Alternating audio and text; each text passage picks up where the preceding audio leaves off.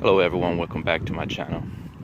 For those who are not familiar with my channel, I go by One Cheap Compadre, and you're watching Cheap Compadre TV.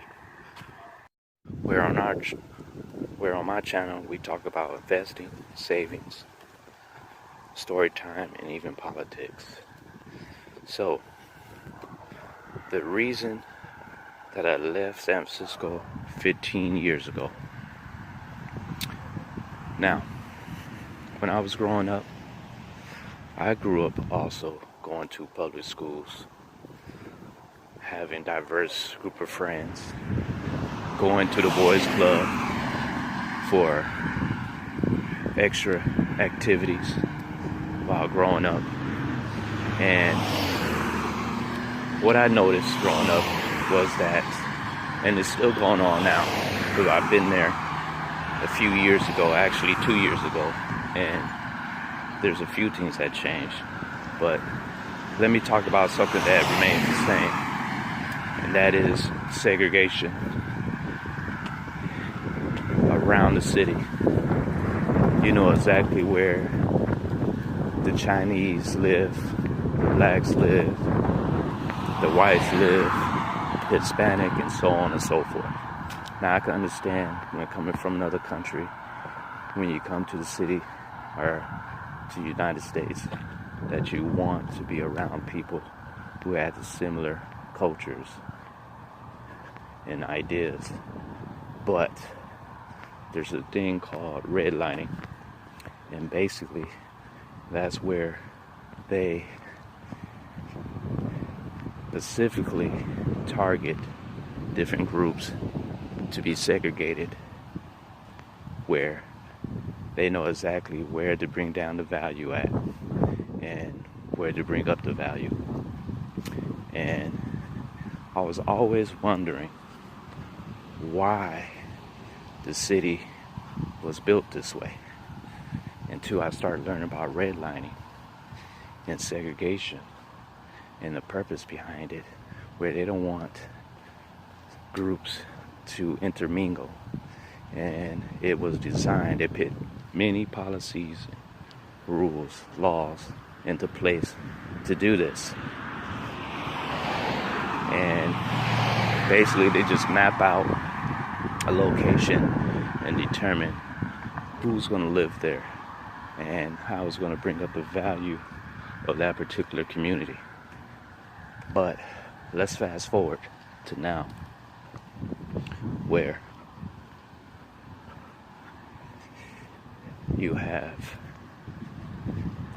individuals who are leaving California, and not only are they leaving, but you have people who are millionaires who are leaving, because now they realize that they can do anything remotely without actually being in the office. I remember when the dot-comers came and the bubble burst, and now it's happening to the techies as well. With this COVID, this pandemic, which is causing them to go to places where there's much open nature and they don't have to deal with the high cost of living, which they were the ones who brought the cost of living up. So I see a lot of people on YouTube, many channels, are discouraged and deciding that it's time to leave. Make sure to crush the like button. For those who are not able to access my video, will be able to, and to share with other people as well, especially those who are leaving California. So now you're deciding to leave. Well, I left 15 years ago, and the reason why I left is because of the cost of living. You know, I ended up losing my job. I was living in my car.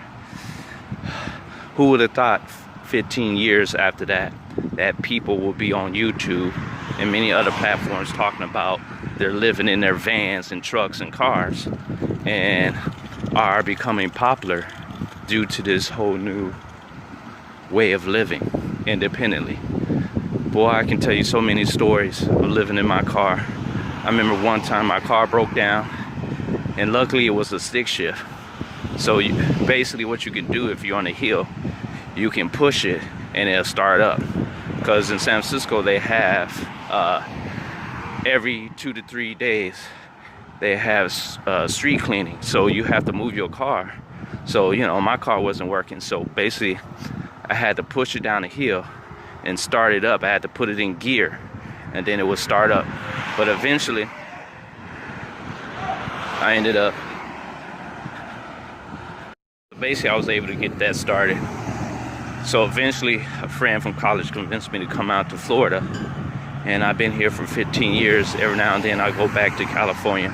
A lot have changed and a lot has remained the same. There's still segregated parts of the city, but I noticed that now you cannot park on the street, especially downtown and in the Mission District. They got you turning a right turn at every block, and many of those type of restaurants that were very popular back in the day are now gone, and a lot more sky rises are up in the city. And all right, more noise. And also cost of living is still going up. Now they say that cost of living is going down due to this pandemic, but it's still expensive. I see from a lot of the YouTubers showing their apartments and how they have to pay extra for all these amenities. And it's just funny how here in Florida all those amenities come with the price of the rent. So for example, here if you get a 1-bedroom apartment, you get washer and dryer, a pool, and also a place to work out for about $700 to $900. Yes, I said that. About $700 to $900, all included.